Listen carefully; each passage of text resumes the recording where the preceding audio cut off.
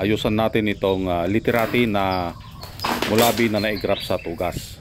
So unang-una i-uproot natin dahil yung pagkakatanim niya ay hindi pa final position. At itali natin para make sure na hindi ito magalaw. Mostly ang literati ay nakikita ito sa rocky area or yung mabatong lugar. Kaya ang kanyang katawan ay payat at liko-liko dahil sa kulang ito sa nutrients na nakukuha. Kaya ganyan yung kanilang itsura. So ang dinidevelop pa lang natin dito ay yung kanyang primary branch. At kung mapapansin nyo, mayroon tayong hindi na i-wire na sanga. Yan ang magpapalaki sa primary branch na yan.